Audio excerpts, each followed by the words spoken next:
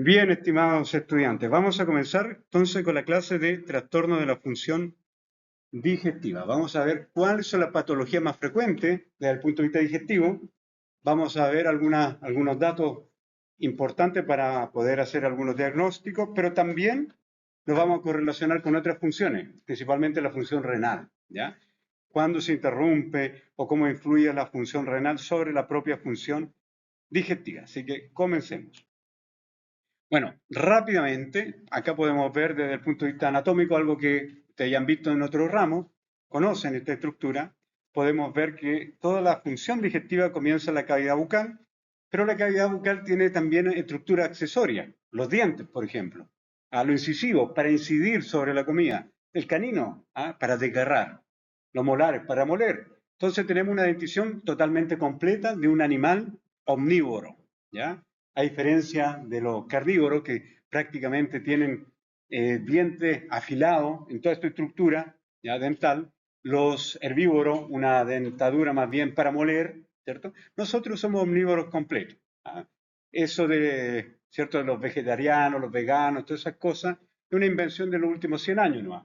Pero durante millones de evoluciones hemos nacido, ¿no es cierto?, como especie con una dentadura completa, ¿ya? Del tipo omnívoro. ¿Ya? Entonces ahí comienza el proceso de la alimentación, ¿ya? Tenemos los dientes, la lengua y las glándulas salivares mayores, ¿ah? Productoras de saliva. Estas glándulas, las mayores, son tres, pero tienen en común que las tres producen enzimas, ¿ya? Proteolíticas para romper proteínas. Tenemos enzimas del tipo de las amilasas para romper azúcares complejos, pero también tenemos lipasas, ¿ya? Entonces ahí comienza el proceso de la digestión de los alimentos. Eso es lo que tienen en común estas tres. Pero además, estas dos que vemos aquí abajo, la submandibular está bajo la mandíbula, la sublingual bajo la lengua, tienen otra función, aparte de la producción de enzimas. Además producen mucus.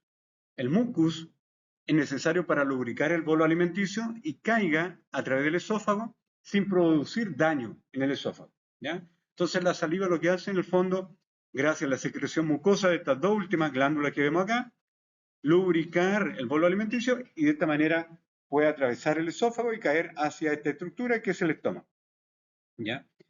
Entonces pasa el alimento a través de la boca, la faringe, la orofaringe, lo que está detrás de la boca, para diferenciarla de la nasofaringe que está detrás de la nariz, ¿cierto? Entonces pasa el alimento de la boca a la orofaringe, después se desplaza hacia el esófago, estómago y las porciones también del intestino delgado, comenzando con el duodeno. Duodeno tiene que tener una estructura muy distinta al resto del intestino, porque si ustedes piensan, desde el estómago, el alimento que está ahí tiene un pH de 1.5, un pH 2, extremadamente ácido, rico en ácido clorhídrico. Y si eso cae directamente en el duodeno, podemos tener una úlcera. ¿Cómo se evita esa ulceración? Porque el duodeno tiene lo que se llaman glándulas productoras de bicarbonato y mucus. Entonces se protege. ¿Ya? Si un sujeto deja de producir ese mucus o ese bicarbonato, el duodeno queda sin esa protección, por lo tanto podríamos tener una úlcera duodenal.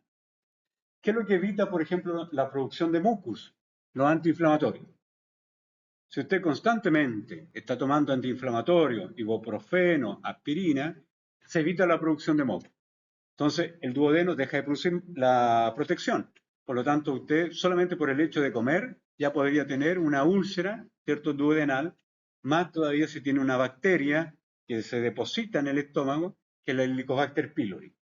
Por lo tanto, los antiinflamatorios se pueden tomar en periodos cortos, no de manera permanente, prolongado, como un hábito cada vez que me duele la cabeza o algo, voy a tomar un antiinflamatorio, porque inhibo la secreción de moco. Y el moco es una protección que tenemos ahí, tanto en el estómago como en el duodeno. Duodeno, yeyuno, la porción más grande del intestino delgado, y finalmente el ilio. ¿Ya? Todo esto suman aproximadamente 6 metros de intestino delgado. Después se conecta con esta estructura en esta zona, en el ciego, ¿ya? Y tenemos lo que es el intestino grueso, con el colon ascendente, transverso, este de acá, el colon descendente, después hace una S, ¿ya? El sigmoides, y después baja en línea recta, el recto, ¿ya? Entonces, Tienen estos nombres de acuerdo a su distribución y cómo se distribuye también y cómo se mueve el alimento, el contenido intestinal. Por lo tanto, colon ascendente, transverso, colon descendente, sigmoide y finalmente recto. En esta zona también encontramos una estructura que tiene una función inmunológica, que es el apéndice. Pero ese apéndice tiene forma de gusano, y gusano en griego se dice vermi. Entonces, esa estructura, como tiene forma de gusano, se llama apéndice vermiforme, con forma de gusano. ¿Ya? Entonces tiene una función más bien inmunológica. Los evolucionistas dicen que el intestino grueso ha ido disminuyendo su tamaño y su longitud por el cambio de la alimentación que tenemos como especie a lo largo de siglos y milenios de evolución. ¿Ya? Antes necesitábamos un colon gigante porque los alimentos no estaban procesados. Ahora está todo procesado, cada vez el intestino se tiene que ir acortando por una cuestión evolutiva. Ya no necesitamos una gran longitud de intestino. Eso es lo que dicen los evolucionistas. ¿Ya? ¿Qué más tenemos acá? Eso sería con la parte anatómica. ¿Ya? Veamos entonces estas funciones del sistema digestivo. Pregunta hasta acá, chiquillos. ¿Todo bien? La función del aparato digestivo, entonces, primero la motilidad. La motilidad es ultra importante porque se tiene que desplazar el bolo alimenticio, la saliva, desde la boca hasta el estómago. El esófago, en su primera porción acá arriba, en el tercio superior, tiene una musculatura voluntaria. Por lo tanto, nosotros tragamos eso voluntario y se contrae la musculatura extrínseca, pero es una musculatura también esquelética que está en la pared del esófago. Esquelética como esta, como los músculos que tenemos voluntarios. ¿Ya? Tenemos en el segundo tercio del esófago una mezcla de musculatura, tanto esquelética, que es voluntaria, pero también lisa, que es involuntaria. Y en el último tercio del esófago es solamente musculatura lisa, completamente involuntaria. ¿Ya? Entonces el bolo alimenticio va a ir cayendo hacia el estómago. Primero, motilidad. El sistema digestivo también va a producir un sistema de enzimas bastante importante. Amilasa, proteasa, lipasa en la boca, pero el estómago sigue produciendo enzima digestiva. Una de ellas la produce la principal célula del estómago. Y la principal célula del estómago se llama, adivinen cómo se llama. Se llama célula principal. ¿Ya?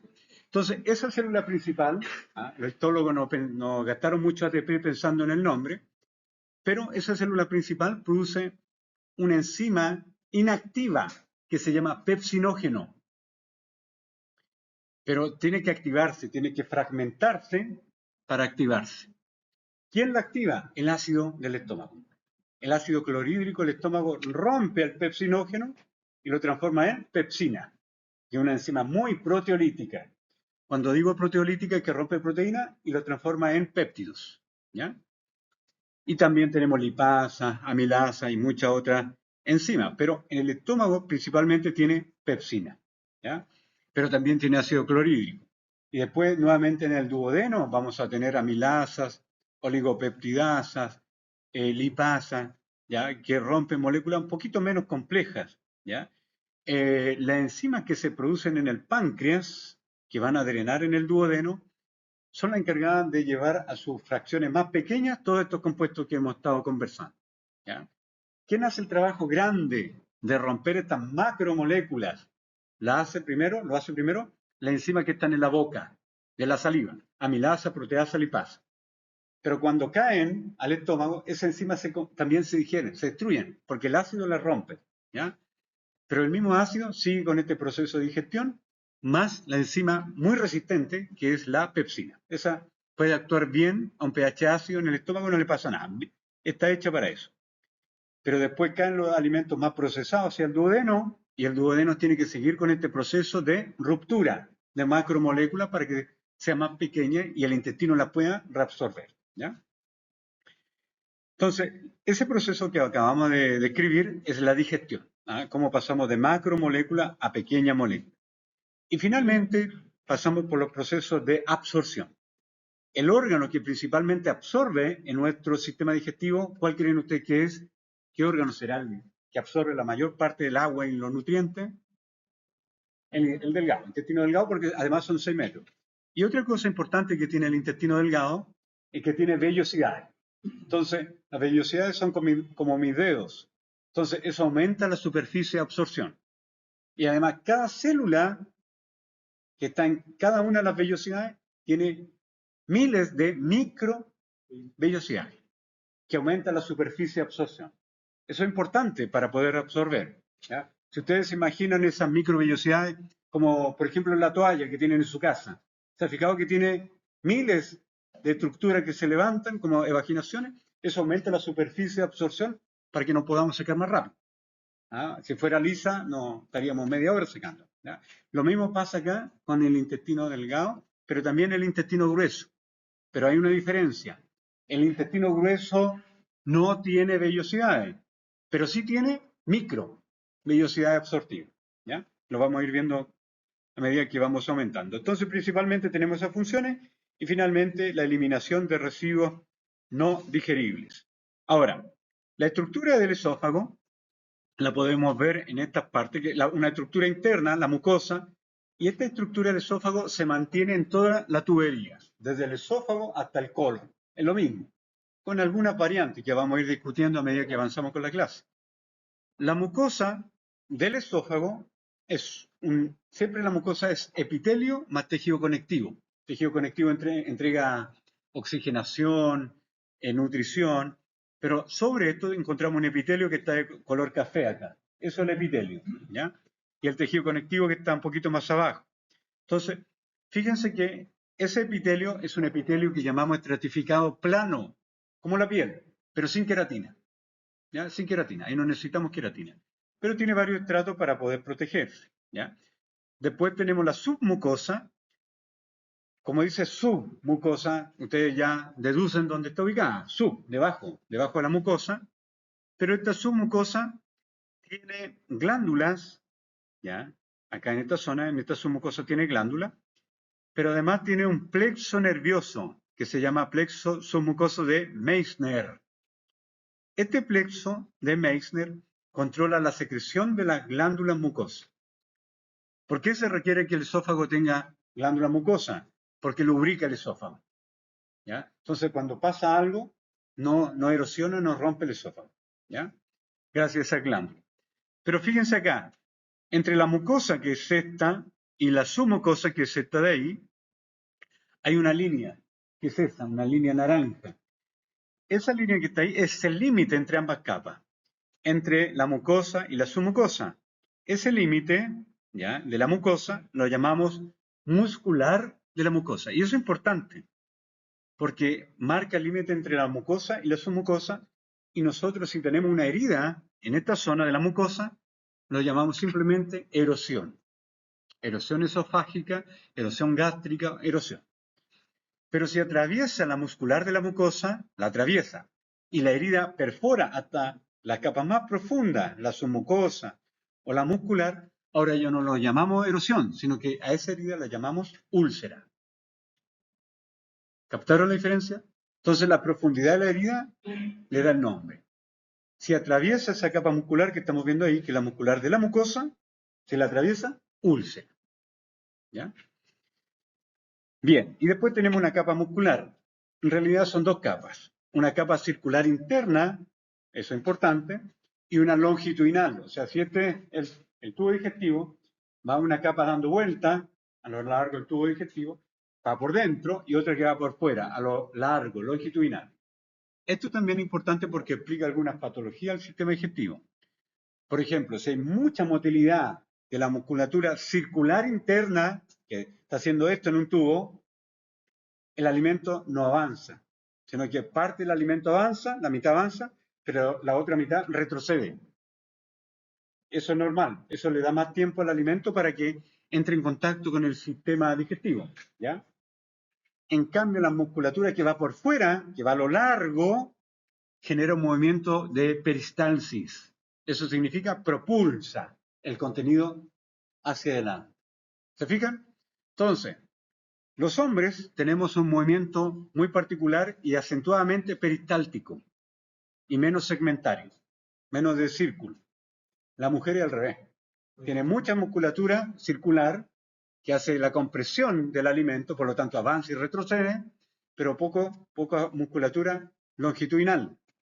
Por lo tanto, eso explica por qué el hombre podemos ir 2 veces al baño en el día y la mujer a veces van 2 veces al baño a veces en la semana. Siniestros. ¿Ah? Entonces, también tenemos alguna diferencia fisiológica, musculares, ¿ya? Que son influenciadas también por la hormona. ¿Ya? Las hormonas influyen sobre nuestro músculo, no solamente sobre la musculatura esquelética, sino que también sobre la musculatura lisa, como sería este caso. ¿Ya? Pero la muscular, entre la capa circular interna y la longitudinal externa, también tenemos nervios. Pero esos nervios no solamente están ahí para mover ese músculo, sino que ahí encontramos neuronas, ¿ah? Que llamamos plexos. ¿Ya? Entonces un plexo es una acumulación de neuronas. Esas neuronas que están en el sistema digestivo a nivel muscular lo llamamos plexo mientérico, ¿ya? De Auerbach. Plexo mientérico de Auerbach. Y eso es lo que genera también el movimiento. Entonces, el movimiento de todo nuestro sistema digestivo depende de la musculatura intrínseca.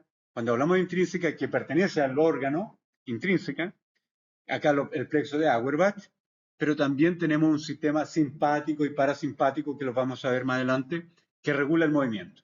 ¿Ya? Entonces, es controlado por 3 factores, 3 aspectos neuronales que van a controlar el movimiento de propulsión en este tubo. ¿Ya? Y la última capa es la adventicia o serosa, ¿ya? Y es principalmente tejido conectivo y grasa, lo que envuelve a todo el tubo. Y tenemos 2 tipos de ondas. Comemos algo, viene una onda peristáltica en el esófago, que propulsa el alimento hacia adelante.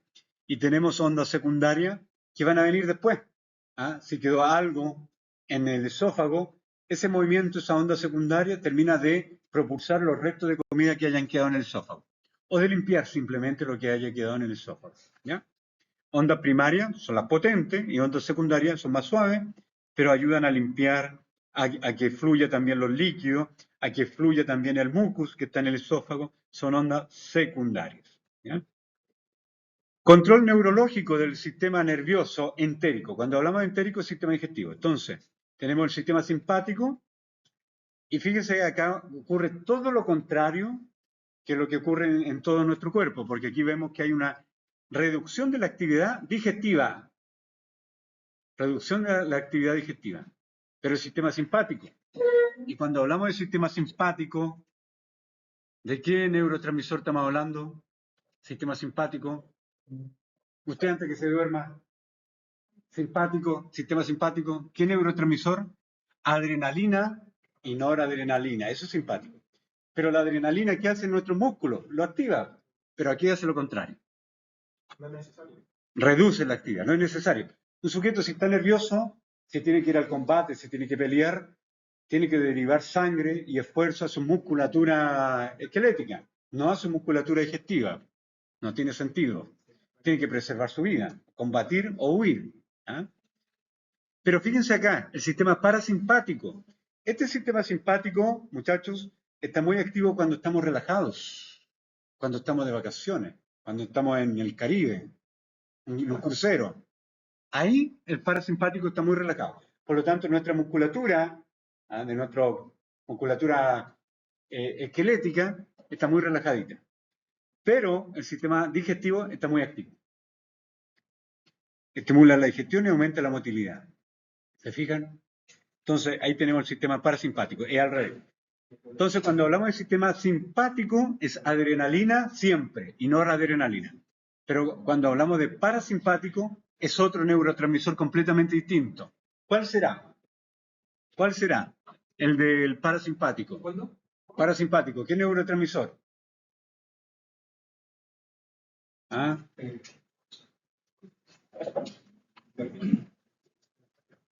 ¿Cuál? Acetilcolina. Acetilcolina. Acetilcolina. Esa es pregunta de prueba. ¿Ya? Entonces, todo eso está controlando nuestro sistema digestivo, tanto el parasimpático, el simpático y el sistema entérico. ¿Quién forma el sistema entérico? Los plexos nerviosos, principalmente el de Auerbach, el que tiene relación con la motilidad intestinal. ¿Ya? Todo eso ya lo sabíamos de fisiología y lo sabíamos también de anatomía. Ahora entramos a la patología, ¿ya? Acalasia esofágica. ¿Qué es la acalasia esofágica? La acalasia esofágica es la contracción del esófago, pero la parte más baja del esófago. La parte más baja del esófago. Antes de llegar al estómago. A esa zona la llamamos el esfínter esofágico inferior. Entonces, acá en esta zona del cardias, lo que cierra ese esfínter esofágico, porque ese esfínter esofágico no existe, no es real, es solamente virtual, pero hay un músculo que lo cierra, que es el diafragma. Por presión. Por presión. Pero para que haya presión ahí tiene que estar sano. Si el diafragma tiene grasa o cualquier problema que no ejerce presión, parte del estómago podría subir hacia arriba y tenemos una hernia, y a tal. Parte del estómago subió. Entonces la presión del diafragma es importante para que esté eso cerrado, ¿ya? Pero resulta que en algunos momentos, por ejemplo, como el diafragma es musculatura esquelética, ¿cierto? Músculo esquelético, como el de los brazos, el mismo músculo. Pero si usted está ansioso, si está con adrenalina elevada, porque tiene pruebas de todas estas materias, está terminando el curso, tiene que trabajar de día, estudiar de noche, todo ese diafragma se podría contraer porque está produciendo adrenalina y en la musculatura esquelética se contrae con la adrenalina. Se podría cerrar ese esfínter. Y ahí el sujeto tiene una acalasia, pero de causa psicogénica. Entonces ahora cuando coma, todo se queda acumulado acá, en la parte inferior del esófago, va a tener reflujo, va a tener vómito, se expande el esófago en la parte inferior y en caso más grave, ni siquiera por una cuestión muchas veces psicológica, pero hay muchas causas orgánicas y psicológicas, hasta el agua no pasa. Claro, no pasa el agua y este sujeto tiene pérdida de peso, tiene deshidratación y acá el tratamiento es psicológico y farmacológico. El psiquiatra tiene que darle un ansiolítico a este paciente. Pero esto también podría ocurrir porque el sujeto tiene un reflujo gastroesofágico, ¿ya? Entonces, lo que está ahí ya lo abarcamos, eso es la acalasia. Acalasia, un trastorno esofágico en la porción más baja del esófago, que compromete, ¿cierto?, a este esfínter y generalmente se cierra. ¿Cuáles son las fases de la deglución? Hay una fase oral, preparación y propulsión del bolo alimenticio, pasa a través de la faringe, hacia el esófago y cae finalmente en el estómago. Pero si esta zona esofágica se ve alterada en cualquiera de sus tercios, en cualquier zona, vamos a tener dificultad para tragar, para comer. Y a eso lo llamamos disfagia. Y la disfagia puede ser en el tercio superior, medio o inferior. Entonces, la acalasia es una disfagia de la porción inferior del esófago. ¿Se entendió? La acalasia, que afecta la parte inferior del esófago, es una disfagia. Porque ¿qué es una disfagia? Dificultad para deglutir. ¿Ya? Entonces eso puede comprometer a cualquier segmento del esófago. ¿Ya? No, vamos a ir viendo también eso con las siguientes láminas. La disfagia puede ser orgánica o puede ser solamente funcional. ¿Qué es una disfagia orgánica? Si nosotros nos imaginamos el esófago como un tubo, podríamos tener una alteración interna, intraluminal. El esófago está sano, pero adentro hay un cuerpo extraño en el esófago. En el humano es raro que ocurra eso, pero sí en algunos animales como los gatos, que les gusta lamerse, se acicalan, se llenan de pelo, y ese pelaje puede quedar en el esófago, un cuerpo extraño. Y esos cuerpos extraños los llamamos besoares, que en el fondo es comida que quedó en el esófago. Sujetos que tienen neuropatía esofágica, la musculatura del esófago no funciona por un problema nervioso, va a tener esos besoares, esa contaminación, esa obstrucción a nivel esofágico. Pero eso está afectando al lumen. El esófago está sano, pero el lumen está obstruido. Pero ahí habla de cuerpos extraños que impiden. Claro. Y uno, por ejemplo, un sujeto que se toma un medicamento grande y le queda a mitad de camino, en ese instante, a ese medicamento lo llamamos un besoar. Pero después, ¿qué hace uno? Toma más agüita y vienen los movimientos también de propulsión primario y secundario, y se desplaza. Pero en un sujeto ya más anciano, 80, 90 años, los músculos de la capa media del esófago no es solamente músculo, sino que está con infiltración grasa. Por lo tanto, la potencia del esófago es menor y puede quedar con eso a mitad de camino. Por eso los sujetos más ancianos hay que fraccionarlos muchas veces los medicamentos, a no ser que sean medicamentos recubiertos que tienen que tomarse así, pero en general son mucho más pequeños. La otra parte que se puede alterar en el esófago, no solamente la parte interna, sino que la pared, la propia pared esofágica. Por lo tanto, siempre que hablamos de parietal, es pared. La pared del esófago o intrínseca, porque el propio esófago, un tumor, anillo membranoso por deficiencia vitamínica como B6, B12, B9, ya que generan una membrana que muchas veces interrumpen el paso del alimento. Las mucosas van creciendo hacia adentro, ¿ya? Por una deficiencia en la descamación de los epitelios, ¿ya? Por deficiencia del complejo B. Y tenemos la última disfagia orgánica, que es la extraparietal, o extrínseca. Un tumor que está comprimiendo, por ejemplo, el esófago, pero por fuera. Un tumor de la tráquea que aprieta el esófago. Cualquier tumor o un varice esofágico que ha crecido de tamaño, por lo tanto comprime el esófago y lo termina cerrando. Ahí vamos a encontrar una disfagia que está fuera de la pared esofágica, por lo tanto extraparietal. O extrínseca, que significa fuera de. ¿Bien? Todo eso son causas orgánicas. Pero también podríamos tener problemas para la deglución, ¿ya? Una disfagia funcional, por la calasia esofágica, la que vimos delante. Porque hay una obstrucción, un cierre a nivel de este esófago en el esfínter inferior. Un espasmo esofágico difuso, muchas veces de causa nerviosa, estrés, ¿ya? Y trastornos neuromusculares, un músculo débil. ¿Por qué podría estar débil un músculo? Paciente diabético o paciente añoso, ¿ya? Infiltración grasa en la musculatura, ¿ya? El espasmo esofágico difuso en cualquiera de sus niveles, entonces es justamente una disfagia. Vemos que las contracciones no son muy potentes para bajar, ¿ya? No, las contracciones no son potentes para bajar, pero sí hay contracción de la musculatura circular. La contracción de la musculatura circular que es potente nos ayuda al avance. La musculatura interna circular no es propulsiva, como le indicaba adelante. Entonces, en algunos sujetos se tiene que instalar la sonda nasogástrica para alimentar a este sujeto directamente con nutrientes, aminoácidos, agua, y eso tiene que caer en el estómago, la parte gástrica. Pero si tiene un cáncer de páncreas o un cáncer duodenal, esa sonda ya tiene que atravesar, tiene que atravesar el duodeno. ¿Ah? Porque ahí está, por ejemplo, un cáncer de páncreas. No sacamos nada, el médico no saca nada con dejar el alimento en el estómago, porque el páncreas, si es cabeza de páncreas, va a estar obstruyendo también el paso. ¿Ya? Y con la misma sonda, pues, pero no es atravesar el páncreas, sino que el páncreas está obstruyendo el paso, pero no completamente. Dejó un paso, algo de paso libre, como esa que mide 4 milímetros. Y por ese espacio atraviesa solamente, se abre camino para pasar el duodeno y dejar el alimento en el yeyuno. ¿Ya? De esa manera, este sujeto va a evitar la deshidratación, la malnutrición, ¿ya? Y algo más complicado, que es la neumonía por aspiración. Porque si hay acalasia o si hay un espasmo en el duodeno o un tumor duodenal o un tumor pancreático, este sujeto come, pero el estómago queda con comida. Después se llena de comida el esófago. Reflujo. Y si está durmiendo, broncoaspiración. ¿Ya? Broncoaspiración. Potencialmente mortal. Reflujo gastroesofágico.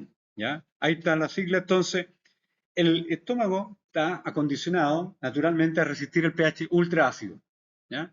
¿Por qué? Porque la pared del estómago, toda la superficie del estómago tiene un tipo de célula muy distinto. La superficie del estómago está formada por células mucosas, toda la superficie. Pero esa superficie de células mucosas produce moco con bicarbonato. Entonces, si usted está produciendo ese moco y ese bicarbonato, y arriba está el ácido clorhídrico con todo el alimento, la célula no se entera. Y ahí está en un ambiente ácido, porque hay una barrera de protección. ¿Captaron? Pero si sacamos esa barrera de protección porque tomamos antiinflamatorio, que inhiben a la ciclooxigenasa, como el ibuprofeno y la aspirina, retiramos el moco y ¿qué va a ocurrir? El ácido entra en contacto directo con la célula y ahora tenemos una inflamación gástrica, que es la gastritis. El alcohol hace lo mismo. ¿Ah? Ustedes los días viernes en la noche cuando se van a República o acá a Brasil, el alcohol, ¿qué hace el alcohol? ¿Ah? ¿El alcohol? ¿Ah? ¿No? ¿Nunca hacen eso? ¿Ah? ¿Nunca hacen eso? Bueno, ya les creo. Entonces, tenemos la célula de la mucosa gástrica, arriba hay moco, y la misma célula está produciendo, pero el alcohol, ¿qué hace con ese moco? Lo elimina, porque es un solvente, lo elimina. Y ahora quedó su celulita desnuda. Pero usted sigue comiendo, por lo tanto sigue produciéndose ácido clorhídrico sin la protección. Y ahora se inflamó. Y si usted tiene la mala suerte de tener Helicobacter pylori y tomó alcohol, ¿qué pasa? ¿Ah? No tiene su capa de protección y la Helicobacter pylori se une a la célula de la mucosa y ahora es capaz de perforar la mucosa y cava un túnel. Y por ese túnel entra y cae el jugo gástrico. Y si atraviesa la capa muscular de la mucosa, ya no es erosión, sino que es ulceración. ¿Capta? Para eso hay tratamiento. Hay tratamiento. Ahí le voy a indicar el tratamiento. Ustedes saben el tratamiento. La mitad del tratamiento. Y la posibilidad de éxito es de un 85, 90%. Está con dieta, claro. Y como omeprazol. ¿Ah? Ya. Ahí lo, ya. ¿Se puede quitar el omeprazol? No, en ese tratamiento no, porque tiene que reparar. Entonces, para reparar, el pH tiene que ser más bien neutro. Porque si hay una erosión o una herida o una ulceración, en un ambiente rico en ácido clorhídrico jamás se va a reparar. Hay que eliminar el ácido clorhídrico. ¿Cómo lo elimina? Con omeprazol. Porque el omeprazol impide que se produzca hidrógeno, la bomba de hidrógeno. Si no hay hidrógeno, va a haber solamente cloro. Y el cloro sin hidrógeno es nada. No puede formar ácido clorhídrico. El cloro se va a unir solamente con el sodio y va a formar cloruro de sodio, que es inocuo, no hace nada, no pasa nada, ¿ya? El es omeprazol, puede ser omeprazol o es omeprazol. Hay una pequeña variante en la molécula, pero el principio es el mismo, porque lo que hace es inhibir la bomba de protones. Pero el omeprazol se toma antes. Al menos 20 minutos antes, claro, al menos 20 minutos antes. Para preparar el estómago. Claro. Y ya, entonces tenemos este reflujo gastroesofágico, ¿ya? Pero fíjese que este sujeto tiene este reflujo. ¿Te tiene reflujo o no? ¿Ha tenido reflujo o no? ¿No? ¿No? ¿Ah? Entonces, ese reflujo, el contenido gástrico sube. Pero ahí tenemos una complicación, porque el epitelio del esófago no está fabricado para resistir ácido, porque no tiene esta capa mucosa que tiene el estómago. Entonces, ¿qué ocurre acá? Ese epitelio, tratando de defenderse, cambia su epitelio por otro. Y ese proceso que lo estudiamos en algún momento se llama metaplasia. Y esa metaplasia son células completamente normales, pero tienen muchas células que tienen forma de copa, que se llaman caliciformes. Cáliz significa copa. Entonces, esas células caliciformes producen moco con bicarbonato para proteger al esófago que está siendo atacado. Cuando hay acidez, por lo general se toma bicarbonato. Claro, eso no, el bicarbonato, claro. Gaviscon o cualquiera. Claro. ¿Cumple la misma función? No. El bicarbonato lo que hace es neutralizar el ácido clorhídrico, pero el omeprazol impide que se produzca el ácido clorhídrico. La función final es la misma porque neutraliza, ¿ya? Si a eso se refería usted. Pero el omeprazol completamente bloquea la producción de ácido. Y ahí se quita la acidez del estómago y en consecuencia el estómago se puede reparar. O sea, el reflujo en sí no viene del estómago. El reflujo viene del estómago hacia el esófago. Claro, es una onda peristáltica pero retrógrada que parte acá en el estómago y sube. Pero ¿por qué puede ocurrir este reflujo? Porque el esfínter inferior está debilitado. Está debilitado, porque esto tiene que estar completamente cerrado. ¿Ya? Pero si está debilitado, o el sujeto que tiene una hernia hiatal, en donde parte el estómago, atravesado este esfínter y queda arriba, va a estar constantemente enviando ácido hacia el esófago. Claro, y el sujeto va a tener pirosis. Piro, en griego, fuego, fuego. Se quema el sujeto por dentro, en la pirosis. ¿Ya? Pirosis. Entonces, se produce por incompetencia del esfínter esofágico inferior, permitiendo el paso retrógrado del ácido gástrico, que sube el ácido gástrico. ¿Ya? ¿Cómo se diagnostica? Por una endoscopía. Acá se puede estudiar el esófago, pero el médico generalmente no hace solamente una endoscopía esofágica, sino que va a investigar todos los chunchules, no solamente el esófago, investiga el estómago y muchas veces se pasa hasta el duodeno. Y toma una muestra de acá, del estómago, para ver si el paciente tiene Helicobacter pylori. ¿Ya? Entonces, acá estamos viendo la erosión que está ocurriendo a nivel esofágico. ¿Se dan cuenta? Es una erosión, todavía no hay ulceración, pero también se ve totalmente edematizado e inflamado ese esófago. ¿Ya? Las manifestaciones clínicas, ya algo le había mencionado, la pirosis, sensación de ardor en oleada ascendente, ¿ya? Dolor esofágico provocado por inflamación o dinofagia, ¿a qué es eso justamente la inflamación? Contracciones musculares o distensión esofágica, ¿ya? Componente psicológico, bueno, la psicología acá influye mucho porque delante les dije que podría la pura mente hacer que se contraiga este esófago.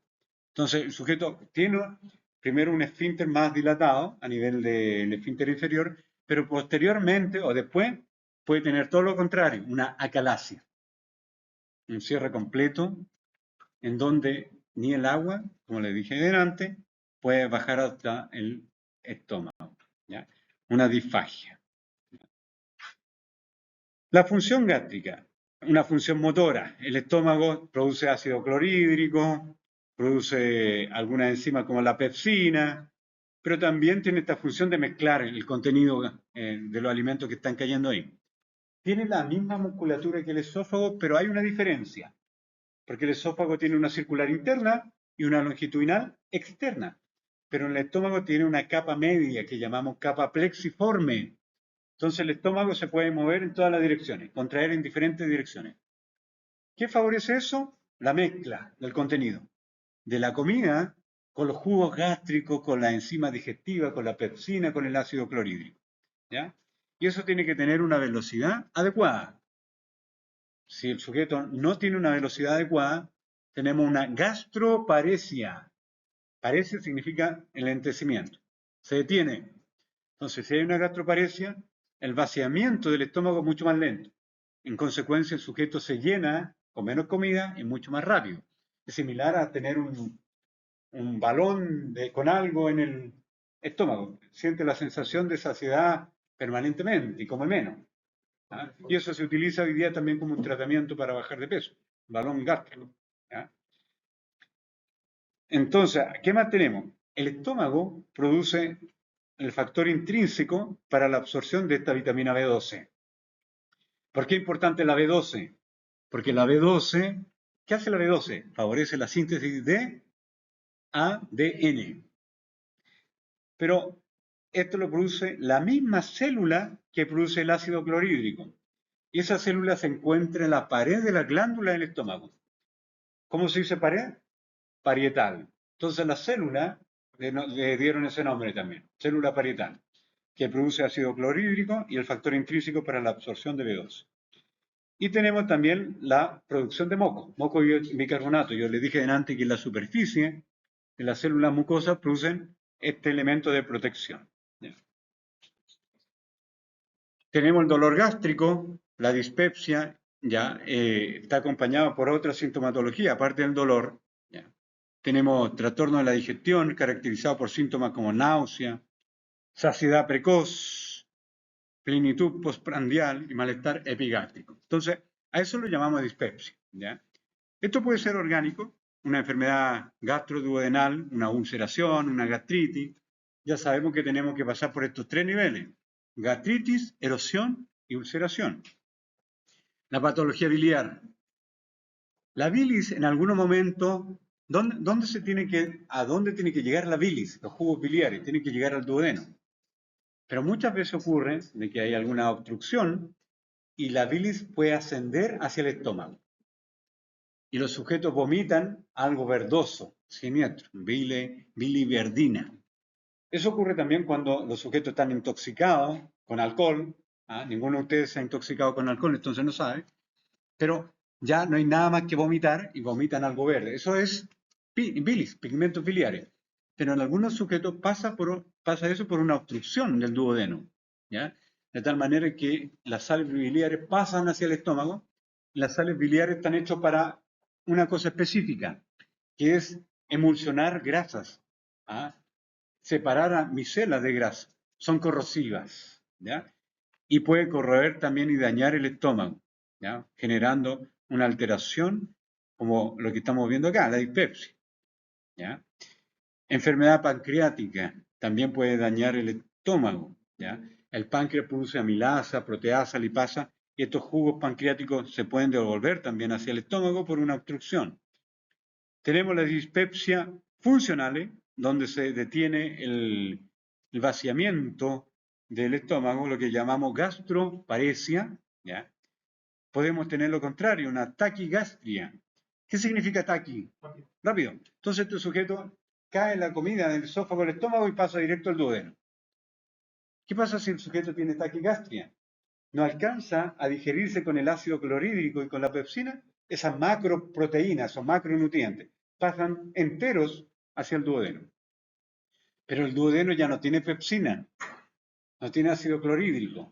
Por lo tanto, las moléculas, si bien es cierto, pueden disminuir de tamaño, pero no alcanzan a ser completamente absorbibles. Y queda el intestino delgado con una mayor cantidad de esas moléculas, macromoléculas. Y eso atrapa agua. Como la presión coloidosmótica del plasma, similar. Atrapa agua y el sujeto ahora tiene una diarrea osmótica, ¿ya? Porque quedó con más contenido. Lo mismo que pasa cuando el sujeto tiene intolerancia a la lactosa. ¿Sí? La lactosa no se separa en sus dos azúcares, glucosa y galactosa, y queda junta solamente porque el sujeto no tiene la enzima. Esa lactosa queda en el intestino y atrapa agua. Por lo tanto, el sujeto, al atrapar agua, tiene diarrea osmótica. Bien. Y bueno, la infección por Helicobacter pylori, la hiperclorhídrica, que es el aumento del ácido clorhídrico, lo vamos a ir viendo también como un detalle importante en la dispepsia. ¿Ya? Vaciamiento gástrico lento o gastroparesia, ya sabe lo que significa. Vaciamiento lento. Función funcional o idiopática, sin causa identificable. El contenido ya alimenticio llegó al estómago, pero se acumuló acá y se acumula en el esófago y vamos a tener reflujo, ¿ya? Podemos tener una gastroparesia psicogénica, también, la mente. Por lo tanto, el sujeto tiene el estómago lleno de comida y por eso si anda ansioso. Aquí tenemos un efecto paradójico, no todos los cuerpos reaccionan igual, pero algunos sujetos con ansiedad se experimentan gastroparesia y ahora no tiene ganas de comer. ¿Pero por qué no tiene ganas de comer? Porque el alimento todavía está en el estómago durante muchas horas, ¿ya? Entonces tiene gastroparesia, ¿ya? Diabética, la neuropatía diabética, la glucosa elevada en sangre afecta a los nervios de todo el cuerpo, de la retina, de los nervios de la extremidad, de todos lados. Incluso la inervación intrínseca y el sistema simpático y parasimpático del estómago, ¿ya? Los medicamentos, los opioides, si está con un tratamiento ansiolítico, opiáceo, o para dormir, o porque está con ansiedad, estrés, ansiolítico, lo que sea, también podría tener un efecto digestivo. Es común. No se extrañe por eso. Si toma algún medicamento recetado por un psiquiatra, un neurólogo, podría tener algún efecto también digestivo, enlenteciendo el tránsito digestivo, porque el sistema digestivo está controlado también por el sistema nervioso. ¿Ya? Anticolinérgico. ¿Por qué un anticolinérgico puede producir gastroparesia? ¿A alguien se le ocurre? Anticolinérgico. Delante le dije que el sistema parasimpático actuaba en función de la acetilcolina y activaba el sistema digestivo, la acetilcolina. Pero si usted toma un medicamento que es anti-acetilcolina, tiene la detención de su sistema digestivo, ¿ya? Y postquirúrgico. Esto es más raro, pero si usted va a una cirugía bariátrica y dice la mejor alternativa es que me saquen un trozo de estómago, si el cirujano se graduó el año pasado, siniestro, corre un peligro. Claro, tiene que ser un cirujano que tenga harta expertise, ojalá década de expertise, ¿ya? Porque si pasa a llevar el vago, tiene una vagotomía, y la vagotomía va a dejar sin estímulo a la musculatura del estómago. Por lo tanto, ¿cómo se va a contraer ahora el estómago? Y va a quedar acá el alimento retenido. ¿Ah? Pero va a bajar de peso. Sí. Pero el problema es que acá tenemos otro problema. Si el paciente, si el sujeto hace reflujo gástrico antes de la operación, ahora va a ser más reflujo. Y ahora va a tener, hay otro factor de riesgo, que es el reflujo con aspiración gastroesofágica hacia el pulmón. ¿Ya? Entonces, vaciamiento gástrico acelerado, lo contrario, un ataque gastria al síndrome de Dumping. Si el sujeto tiene un tumor en esta área o hay que hacer una resección de algún trozo de páncreas, ¿ya? Se podría pasar a llevar esta zona. ¿Y qué pasa? El alimento cae al estómago y pasa directamente hacia el duodeno sin la retención, lo que le explicaba adelante, la taquigastria. Y acá en este caso, ¿qué ocurre? Que los alimentos no se van a procesar, pasan directo hacia el duodeno, se lo dije, aumenta la osmolaridad en el duodeno y ayuno ilion, atrapa agua y el sujeto tiene que estar en el baño cada 3 horas, cada 4 horas, va a estar ahí.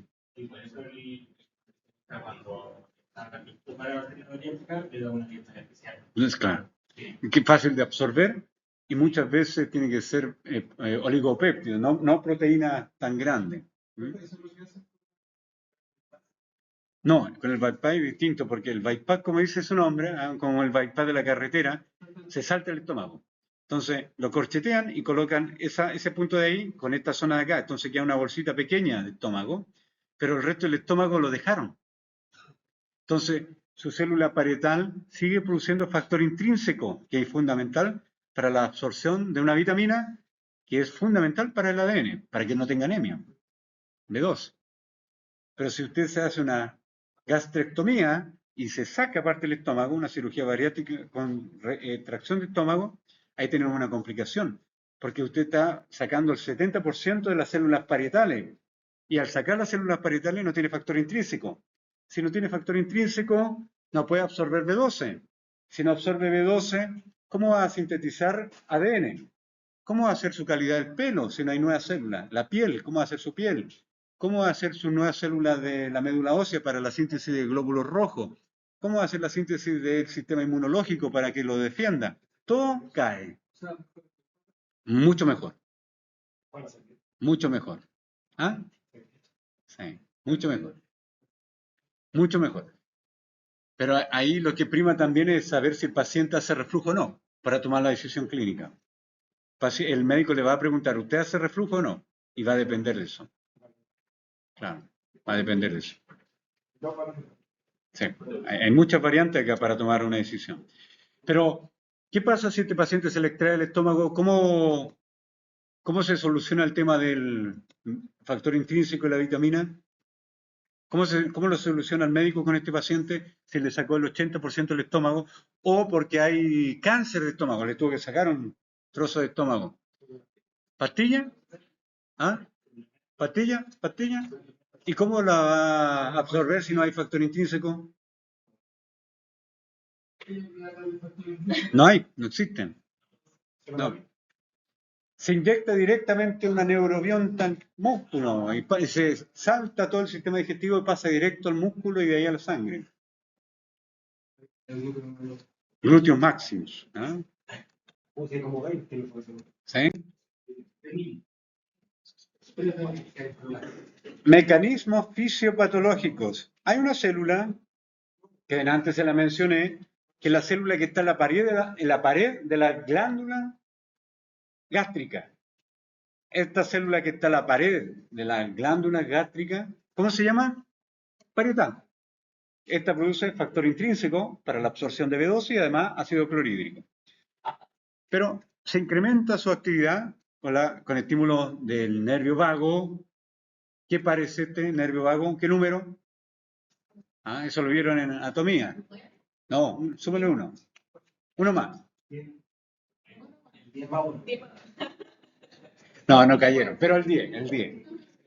El número 10, número 10. El vago el 10. El vago el 10, ¿ya? Entonces, hay una hormona que las células G van a estar encargadas de producir, que es la gastrina. Esas células G están en el estómago, en el duodeno y también están en el páncreas.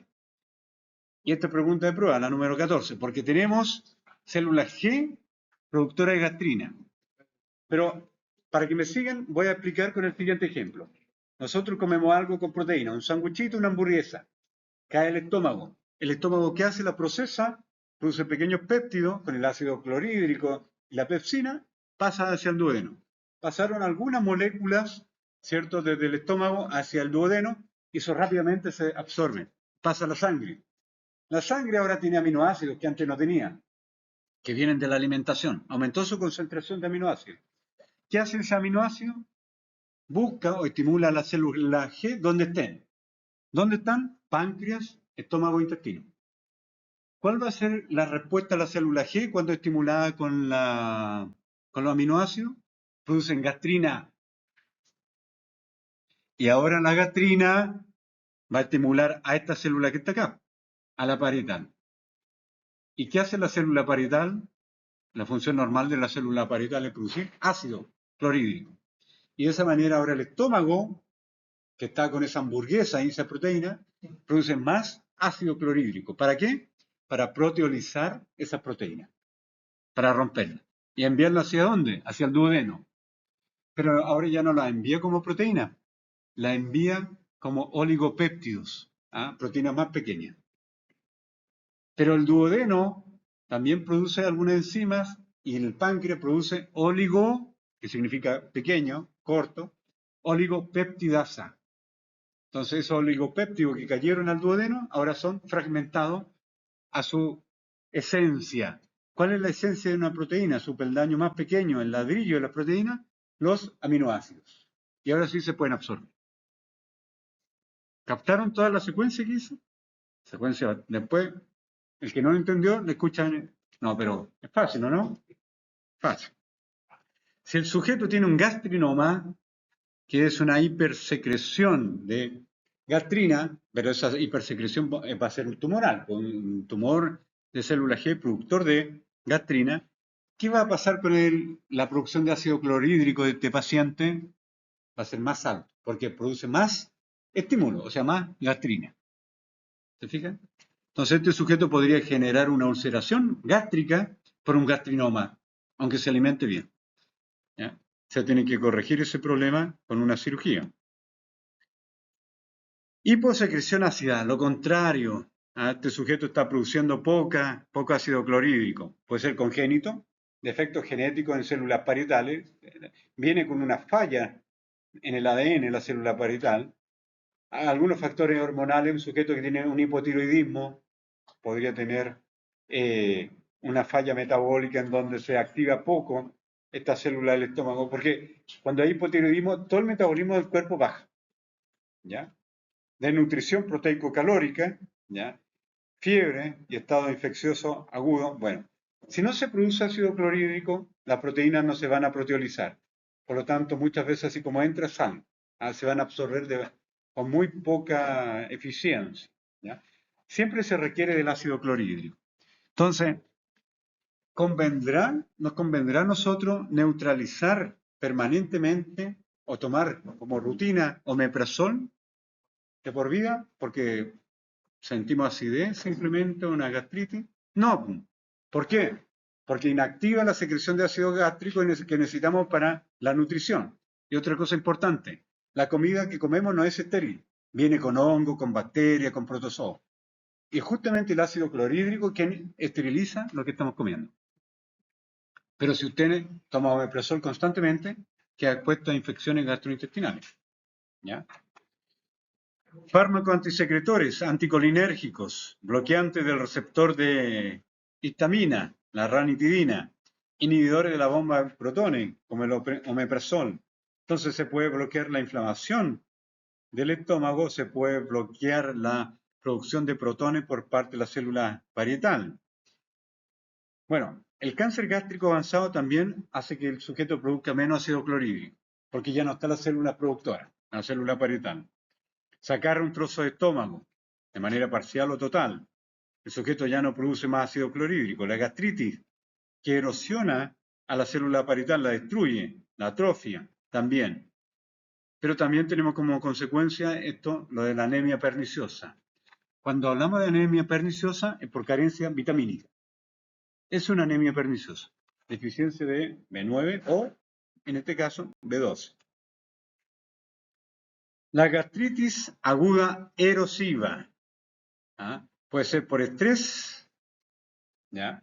Cirugía mayor, sepsis, cualquier elemento que cause estrés en nuestra vida. Estrés traumático, físico, orgánico, psicológico. El asunto es que se está elevando los niveles de adrenalina. Medicamentos, los antiinflamatorios. ¿Por qué los antiinflamatorios pueden producir gastritis? Porque se bloquea la producción de moco. ¿Ya? El alcohol, ya saben por qué, porque se barre con la barrera de protección. ¿Ah?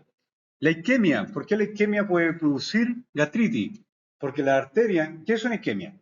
Una obstrucción, ¿ya? Y una contracción arterial. Por lo tanto, si llega menos oxígeno a un órgano que requiere mucho oxígeno para funcionar, esas células se mueren, se necrotizan y vamos a tener una gastritis. Primero, erosiva, después una ulceración. ¿Ya? Entonces, la gastritis crónica, inflamación persistente de la mucosa gástrica, que puede evolucionar durante años, causando atrofia glandular. La gastritis pasa a erosión, después pasa a ulceración. ¿En qué momento pasa a ulceración? Cuando atraviesa la capa muscular de la mucosa. La capa muscular de la mucosa es el límite inferior que tiene la capa mucosa. Por eso lo llamamos muscular de la mucosa. ¿Bien? ¿Por qué el sujeto tiene anemia perniciosa? Ya lo saben. Por deficiencia, en este caso, de vitamina B12. ¿Ya? La infección por Helicobacter pylori es la causa más frecuente de gastritis crónica. O sea, si usted padece de gastritis crónica, a veces, algunos días, otros no, sin haber tomado alcohol, sin haberse intoxicado con café, ¿ya? Es muy probable que tenga Helicobacter pylori. Es muy probable. ¿Ya? Ahora, si usted está con gastritis de haber tomado 5 litros de alcohol, es normal, porque barrió con su capa de protección. Entonces quedó con el estómago inflamado por su propio ácido clorhídrico. ¿Ya? Entonces hay que tener cuidado con esos elementos. ¿Ya? Pero si usted no tiene la Helicobacter pylori, toma moderadamente alcohol, bebida energética, condimento, no pasa nada. No pasa absolutamente, a no ser que abuse de todas esas mezclas. Pero en general no pasa nada. ¿Ya? Si pasa algo de manera recurrente, la principal causa de sospecha es la Helicobacter pylori. La úlcera péptica producida por la pepsina, que puede alterar tanto el estómago como el duodeno, ¿ya? Afecta a la muscular de la mucosa y la atraviesa, ¿ya? Pero aquí hay una cosa clave: sin ácido no hay ulceración. El ácido que finalmente produce el daño no es tanto la bacteria, es el ácido que está cayendo ahí. Pero el factor etiológico primario sí es la bacteria. ¿Por qué? Porque cavó un foso, un túnel pequeño, microscópico, pero por ahí se filtra el ácido clorhídrico en ese foso y se va ampliando ese foso. Primero con una pequeña inflamación, gastritis, después con una pequeña erosión que atraviesa la mucosa. Pero si atravesó completamente la mucosa, ya tenemos una ulceración, ¿ya? Que no va a reparar, a no ser que tome algo que bloquee la producción de ácido, como el omeprazol, la ranitidina, y ahora ese tejido comienza a repararse como si fuera una herida de cualquier otra zona. Si hay ácido, no se puede reparar, porque el ácido destruye todos los elementos que están intentando repararla. ¿Ya? Entonces, la Helicobacter pylori, esta bacteria, el médico cuando descubrió que este era el factor principal de causa de úlcera, tenía la duda, el médico. Entonces él separó la bacteria, la hiló, la cultivó y se tomó un traguito de Helicobacter pylori y terminó con gastritis y después con erosión con úlcera. ¿Ah? Le dieron premio Nobel, sí. ¿Ya? Pero hizo un gran descubrimiento y ahora todos los tratamientos, ¿cierto?, están enfocados a erradicar esta bacteria. 90-95% de los casos de úlceras duodenales está implicada esta bacteria. Hay un porcentaje que no, una cuestión psicológica, un gastrinoma, cualquier elemento que hace que se produzca más ácido, ¿ya? El 80% de la úlcera gástrica también. Si usted fuma, peor. El tabaco tiene 20 compuestos cancerígenos que impiden la cicatrización, inhiben la producción de bicarbonato, ¿ya? Y favorece la secreción de ácido clorhídrico. Los factores psíquicos, el estrés crónico, la ansiedad, aumenta también la producción de ácido clorhídrico. El uso de antiinflamatorios no esteroidales, ¿ya? También ya llevamos una hora de clase, ¿cierto? Ya entiende por qué. Porque se inhibe la secreción de prostaglandina necesaria para que las células mucosas produzcan moco. Entonces, ¿es la aspirina la que produce realmente con su ácido, con su pH, y la que produce la erosión? No. La aspirina lo que hace es inhibir una enzima necesaria para la fabricación de moco.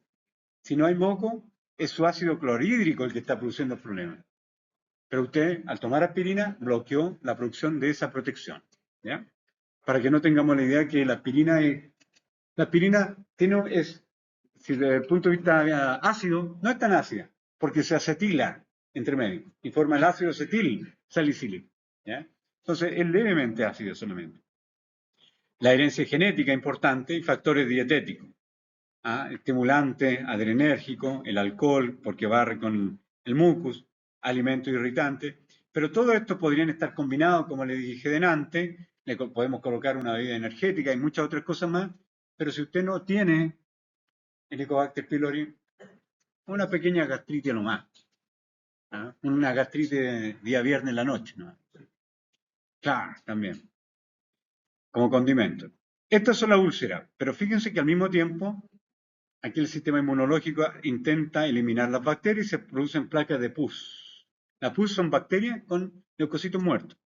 Tenemos factores agresivos, la bacteria, los antiinflamatorios, el ácido clorhídrico, las sales biliares, como vimos delante, el estrés fisiológico, el tabaco, el alcohol, pero factores defensivos, el moco que se produce con bicarbonato, el recambio celular rápido, las células del estómago se lesionan y se van descamando, se van eliminando. Pero para que eso se produzca, para que haya un recambio celular, ¿se requiere de qué? Se requiere de vitamina. Por lo tanto, el sujeto tiene que tener una buena dosis de vitamina B. Vitamina B12.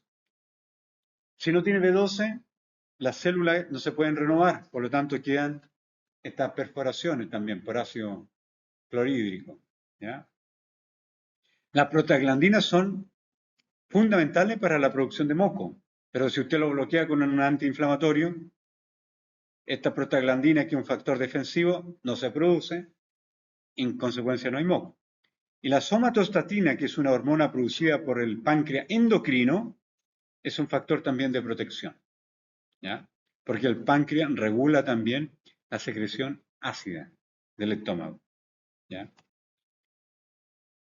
La Helicobacter pylori, ya saben que es una bacteria gram negativa que vive en ambiente con poco oxígeno y además tiene flagelo, que es capaz de atravesar el ácido clorhídrico hasta la barrera mucosa y pegarse a la célula endotelial, perdón, a la célula mucosa del estómago por esta molécula que son las adhesinas. Se unen y una vez unida a la célula la puede invadir, ¿ya? Y formar estos túneles donde va a atravesar el ácido clorhídrico. ¿Ya?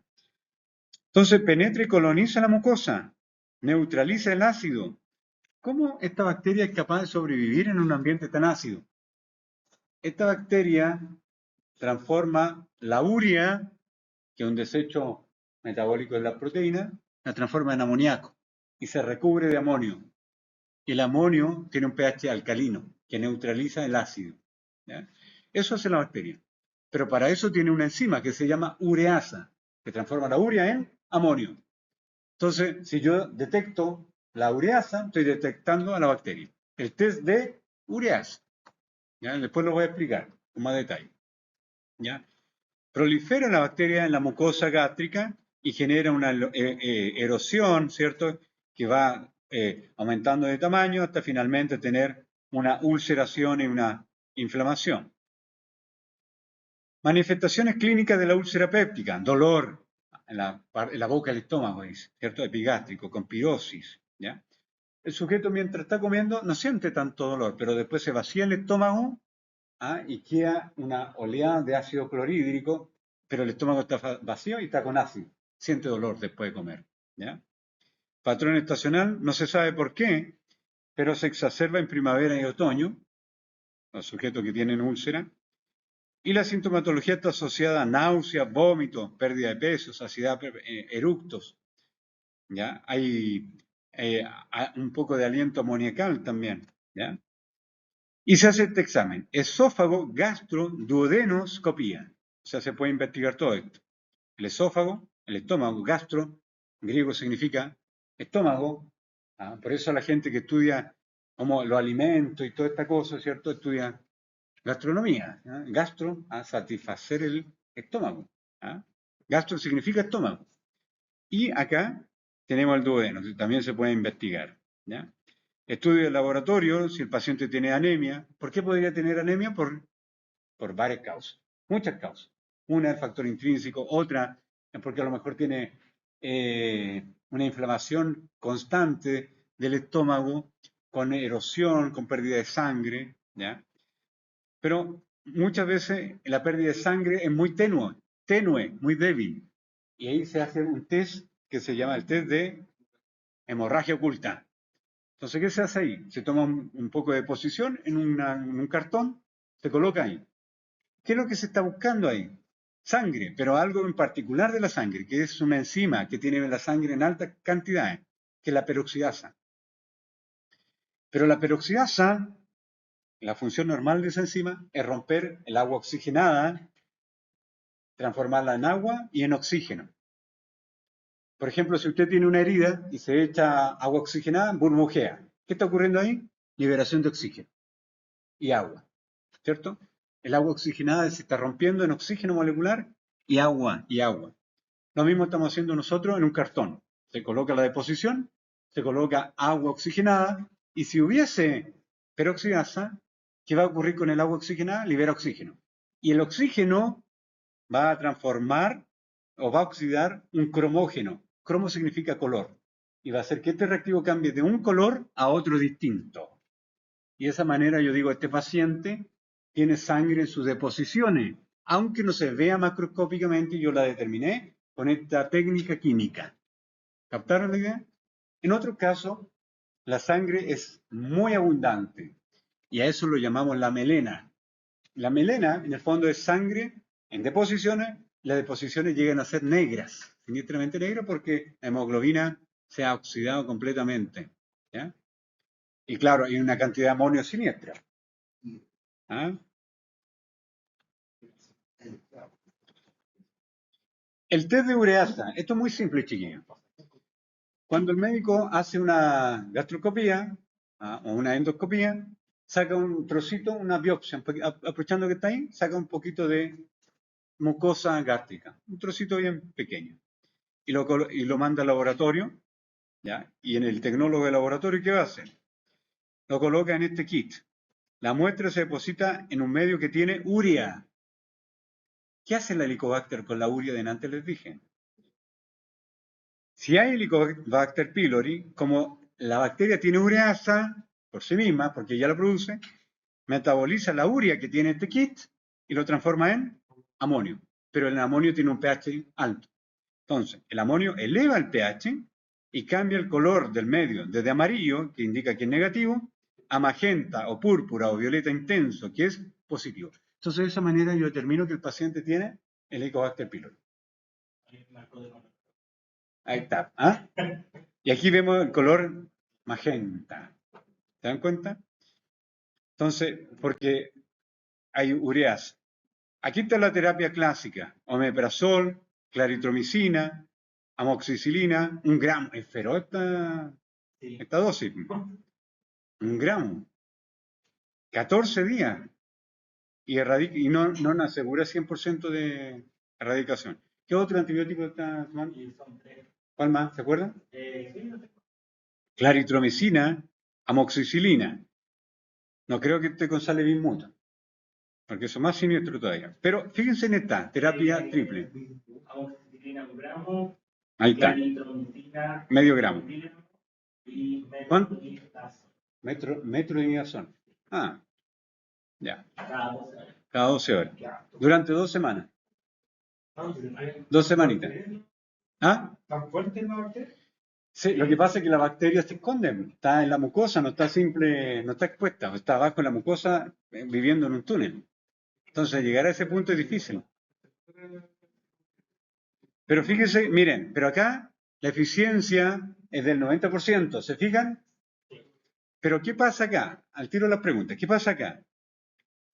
Después de este tratamiento, que de 2 semanas, se espera 1, 2 o 3 meses, ¿ya? Y se hace una confirmación de erradicación, pero ya no es necesario hacer una endoscopía nuevamente. Si le quieren hacer una endoscopía es porque Shakira quiere facturar, porque para eso hay técnica más simple, ¿ah? Test de ureasa, en el aliento, usted sopla como lo hace, control ahí de los días viernes en la noche, en la costanera. ¿Ah? El test de aliento para detectar amonio en boca, que viene, cierto, de la parte gástrica también. O test de antígeno fecal. O sea, le pasan un cartoncito, usted coloca, ¿ah? Y por reacción inmunológica se puede detectar también. ¿Ah?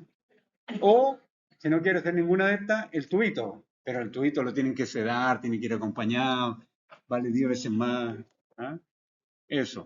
Y si esto falla, porque 10 a 15% podríamos tener de fallo, a lo anterior, pero fíjese que aquí tuvo 2 semanas, más 12 semanas acá, pero si todo esto falla, aquí falló, la confirmación dio que todavía tiene bacteria, a lo mismo anterior se tiene que repetir, pero le incorpora algo más, sale de bismuto. Entonces, a lo mejor para aumentar la eficacia en su tratamiento agregaron un antibiótico extra, para no llegar a eso, la sale de bismuto. Entonces, ¿qué tenemos ahí? Estos elementos hacen trabajar al hígado en su máxima expresión. Al máximo. ¿Qué hace el hígado? Lo tiene que metabolizar esto. Para metabolizarlo, la mitocondria tiene que trabajar muchísimo, necesita mucho ATP. Pero para generar ATP necesita oxígeno. Y se está oxidando, genera radicales libres. Y si esos radicales libres se producen en exceso, ¿qué va a ocurrir acá? Destruye finalmente las mitocondrias del hepatocito y al propio hepatocito y la célula hepática se revienta. ¿Captaron? Y si yo tengo hígado graso, si yo tengo hígado graso, ¿qué va a ocurrir acá? No lo matemos todavía. Si tengo hígado graso, esas células que se han reventado, esos espacios se van a tener que rellenar con fibroblastos. Y el fibroblasto no tiene ninguna función metabólica acá. Por lo tanto, lo único que puede producir son fibras de colágeno. Y si eso se llena de fibras de colágeno, lo llamamos fibrosis. Y si eso sigue avanzando, lo llamamos cirrosis. Entonces, control de dieta, bajar la ingesta de calorías, de grasa, ningún gramo de alcohol, ni siquiera una cerveza, porque el hígado está funcionando a full. ¿Metabolizando qué? Todos estos fármacos, que están en grandes dosis. No lo podemos distraer. Tiene una alta tasa de eficacia, pero depende también de la conducta del paciente. Ah, y otra cosa, elementos hepatoprotectores, antioxidantes, vitaminas antioxidantes, fruta, verdura, vitamina C, vitamina E. Todos esos factores, ¿ah? Si se ha ido a consulta con nutricionista, le ha dicho que salga a pastarnos. ¿Ah? Pura fruta, verdura, 5 porciones al día. Las verduras tienen que ser todas cocidas. Ujú. Las frutas. ¿Y lo está suplementando también con vitaminas? Sí. Claro.